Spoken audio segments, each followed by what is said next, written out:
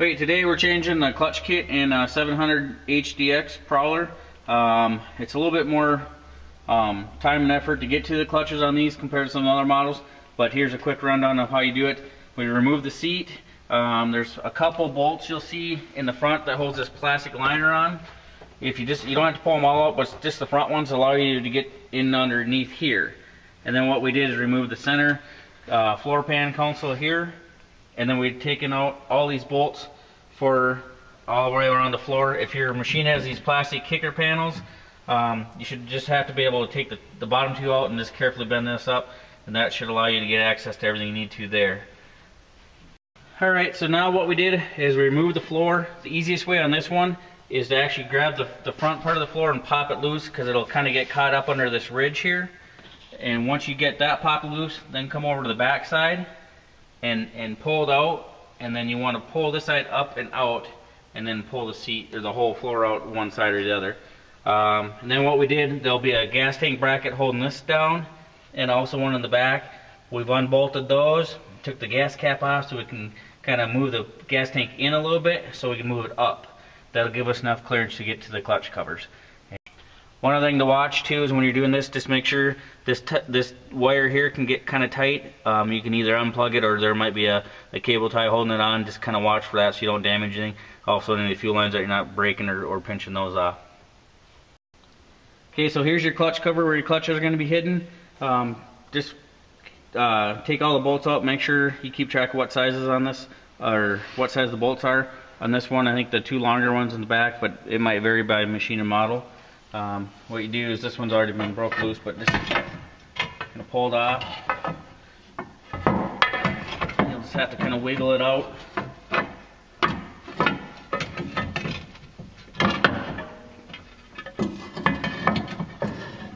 Sometimes it might be the tricky way to get it out, but just kind of play with it until it does.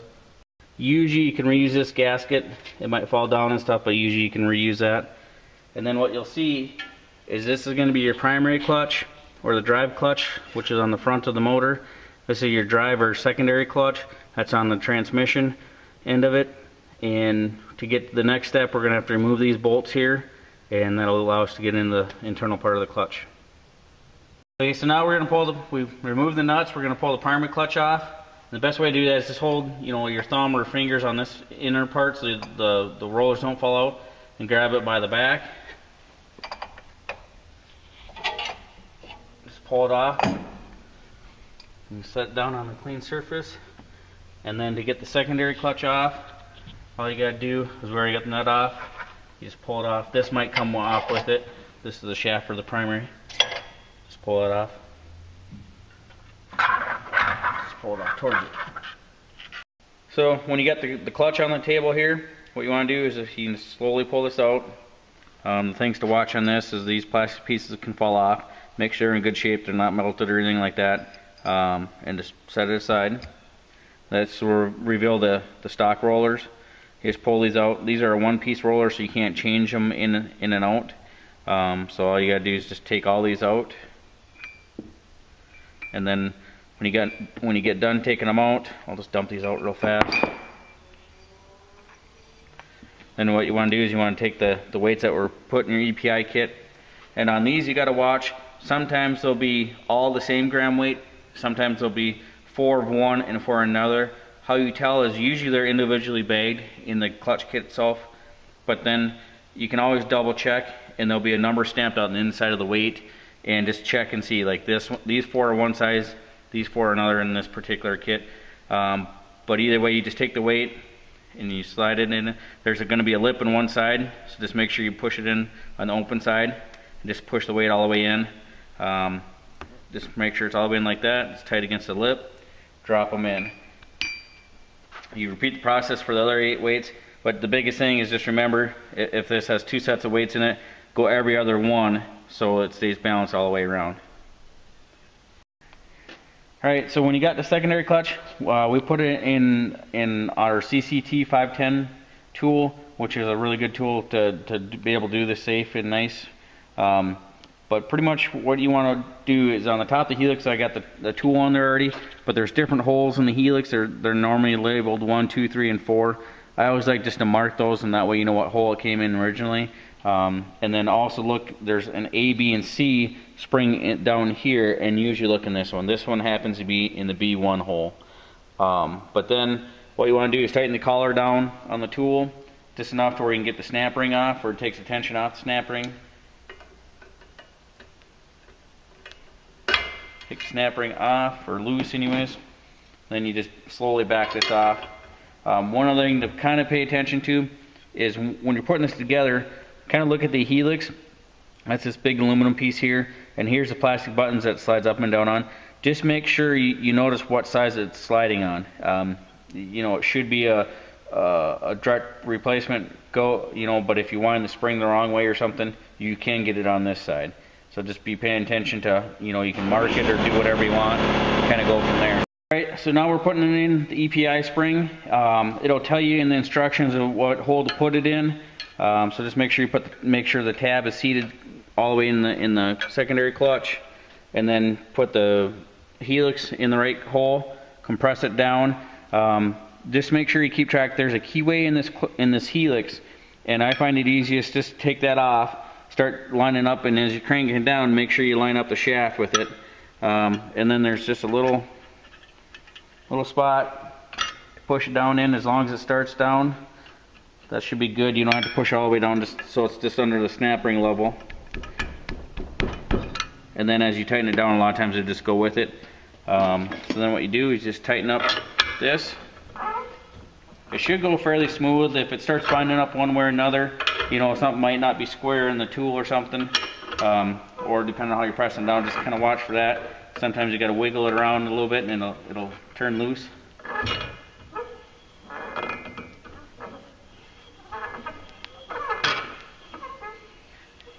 And then as you're tightening down, different spring settings will have this helix in a different way.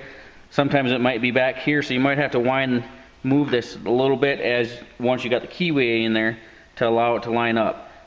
If you just keep cranking down on it and compress it, you can wreck this button or shear it off and stuff, so you just got to be careful there. Sometimes that takes a little help to twist it depending on the preload on the spring and stuff. Again, that'll vary between the spring positions.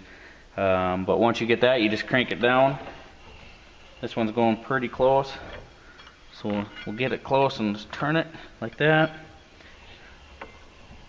This one turns pretty easy, and we're to the point where we can put the snap ring on it. So one thing I always remember is before you put the tool and start compressing the helix on, make sure the snap ring's in place.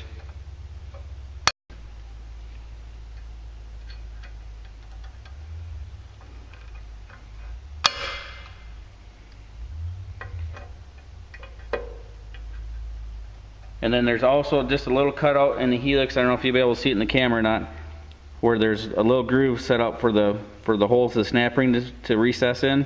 Make sure you got those lined up, otherwise it could pop the snap ring off, or you won't get the snap ring on all the way. Pull the rest of the back half of the clutch off.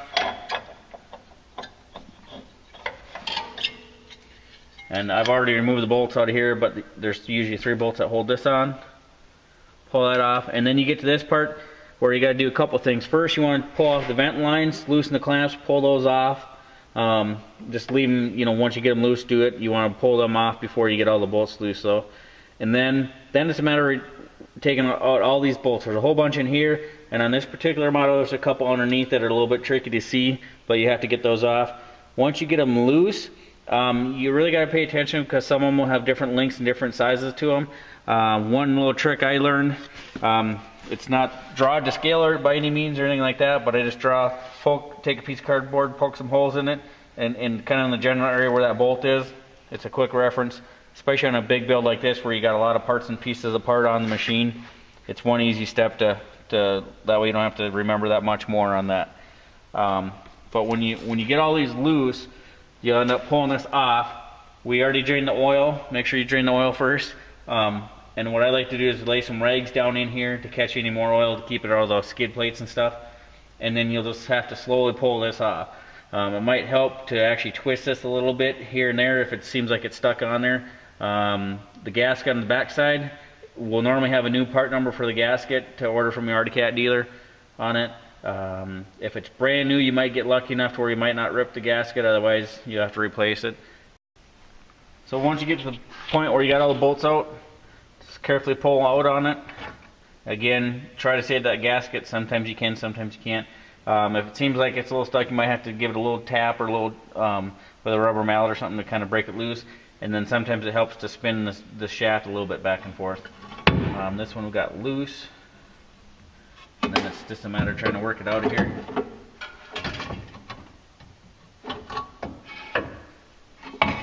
Which can be a process all on its own.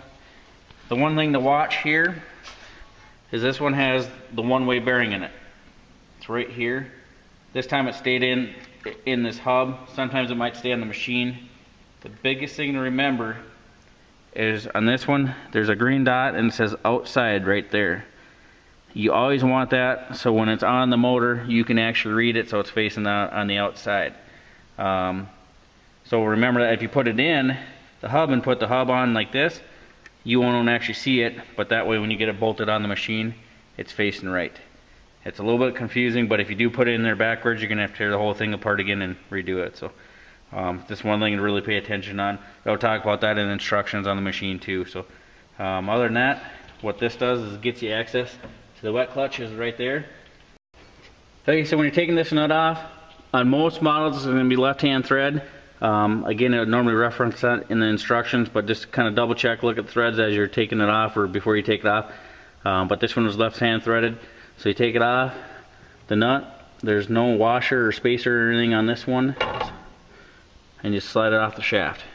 And this is going to be your wet clutch down inside. Alright, so what we did here is I've already removed a couple of the E-clips on there. The best way I like to do it is just put if you got a C-clamp, put that in the vise and it squeezes down on it. It works really good. Other guys have used big pliers and things like that.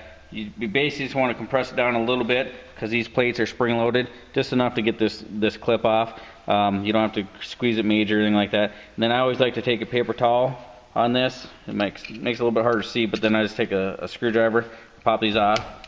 The paper towel kind of helps catch it, keeps it from flying across the garage and then looking for it for 2 hours. Once you get all the clips off, just set on a nice clean surface again. There's going to be 3 plates on here. Just pop them off. Just remember what order they go in because they are spring loaded. You have this one, and the top plate.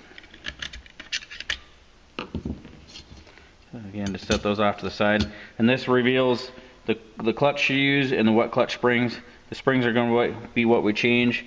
We'll just do a quick run through on that.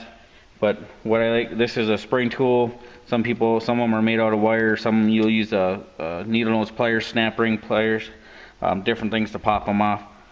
But you just kind of, sometimes they're a little stout.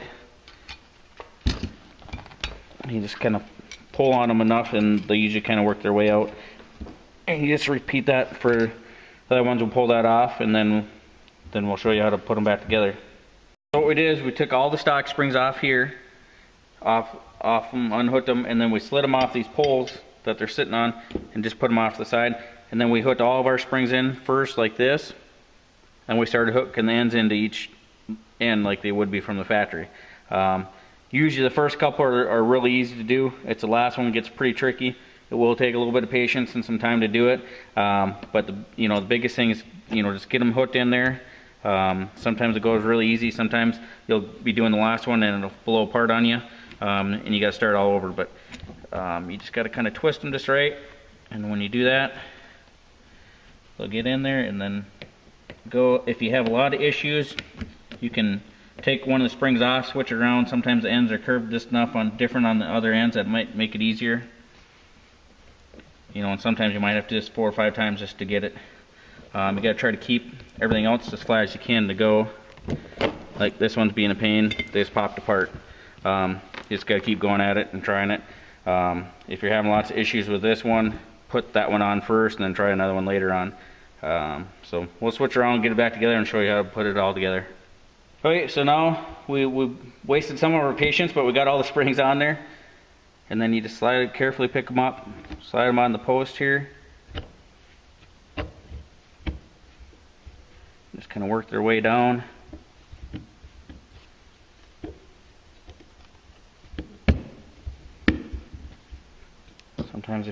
screwdriver and just tap them like that. And then the biggest thing, once you get these done, is this piece here should be flat on this plate. And you can see a pin down in there. What you have to do is if you take a screwdriver, just pry up on it and push in. So once you get that pinhole started, you'll see from down here the pin is in that slot. On these other ones that they're not installed, they're not in there yet. Just got to work your way all the way around and get them in. This one's still not completely flat, but what you do is just get it started like that. And then usually once you get them all in there, once you get the first one, you just go like this, pry out on it, tap down, work your way all the way around.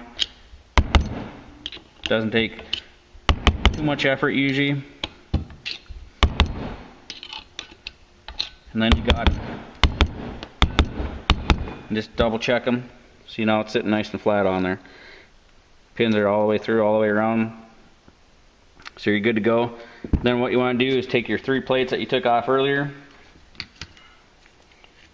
Make sure you got them facing the right direction and stuff because they're spring loaded.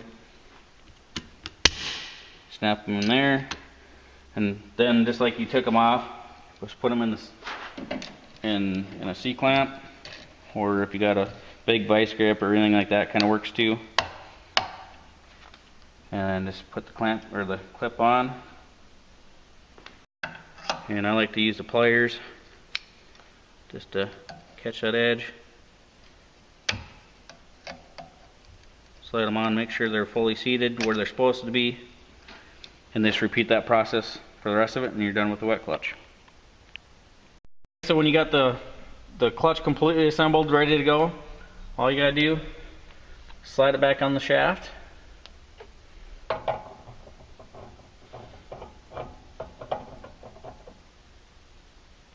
And then put the nut on, torque it to factory specs. Just remember that it is left-hand threaded, so it's going to be backwards of your typical nut. Torque that to the factory spec, and then you put the housing back on, and you know, wipe the gasket clean, put a new gasket on if that's been damaged, and then put the housing on and all the bolts, and go from there. Okay, so now we got this back on. We torqued all the bolts to the factory spec. We put the gold plate in here with the rubber dampener, and then you can slide this clutch, the back half of the clutch, back onto the shaft. Make sure it goes on all the way. Also install the vent tubes, the top one and the front one. Some models might have them in the rear. Usually there's 2 of them, and then we're ready for the clutches. Okay, so now we got your secondary clutch. It's already been reassembled with our new spring in here and everything else. Take the time to clean it down, wipe it down with like a clean towel and some brake cleaner. Clean this surface off. That'll help you in the long run. Then what we do is, this is the outside clutch cover bolt, or sometimes there might be a bolt in the clutch kit to help you with this. Just thread it in one of these holes. There's usually 1 to 3 holes. Some of them are threaded, some aren't. But you just thread that in there by hand, and then tighten up with the ratchet by hand, and that opens up this clutch. It allows you, when you get everything together, that allows there to be slack in the belt. So once you got it this far, all you gotta do is slide it on the machine.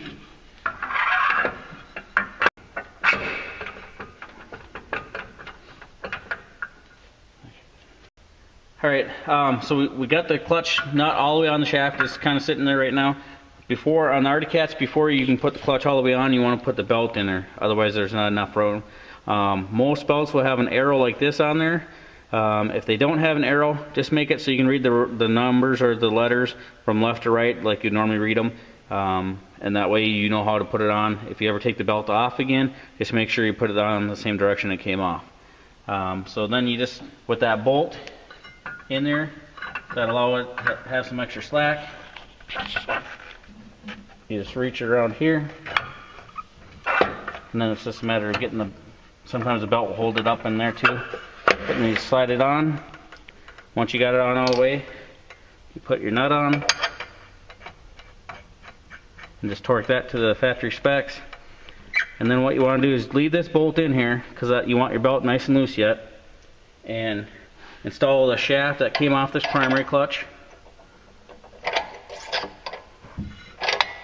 And again, make sure your primary clutch, the back half, is all the way on. Slide that one on. Okay, so then what you do is take the primary clutch again, make sure you hold the inside plate and hold your fingers on the back. Slide it on the shaft, Might be a little bit hard to see in this one.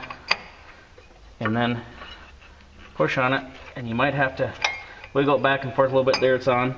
And I don't know if you can see that or not, but you want it so like at least a 1/16 or so of an inch the threads are sticking, or the splines are sticking out. And then put your washer on. Make sure your washer goes over that, and then make sure you put your nut on the right way. The nut will have a recess in the back of it to go over the splines.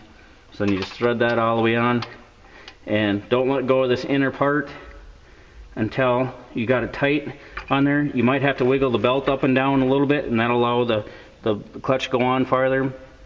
And then you torque this nut down, and then you're almost done. Then what you do is, once both nuts are torqued, remove this bolt and then reset the clutches. We'll show you how to do that when we're done here, and then we'll go from there. Okay, so once these are torqued on, pull this bolt out. The belt might be stuck down in here and stuff, so what you want to do is spin the clutches. You might have to put it in a different gear, but this way it resets the clutches to where it should be in the neutral position, so when you go to take off you don't damage the belt, and it just works better for you.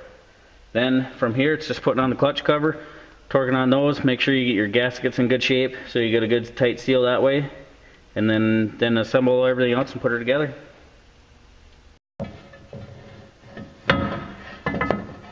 So it's just a matter of being gentle with it, but trying to get the clutch cover back in place. Get it lined up. Just kind of wiggle it back and forth, and it should kind of slide on like that. Okay, so we got all the bolts tight here. You got to put this bracket in, the little frame bracket. Bolt those in. And once you get this piece in, put your side box on. Obviously it bolts in. We left it bolted right to the metal bar and everything else. Just unbolted it from the main chassis. It's fastest, easiest way. Also, make sure you bolt in your gas tank on both the front and the rear. Watch the wires again. If you did cut any wires or unplug them, make sure they're plugged back in. And then you can come into here. The next step will be sliding the floor in place, putting the center console in, and then putting these bolts in your seat, and you should be good ready to ride.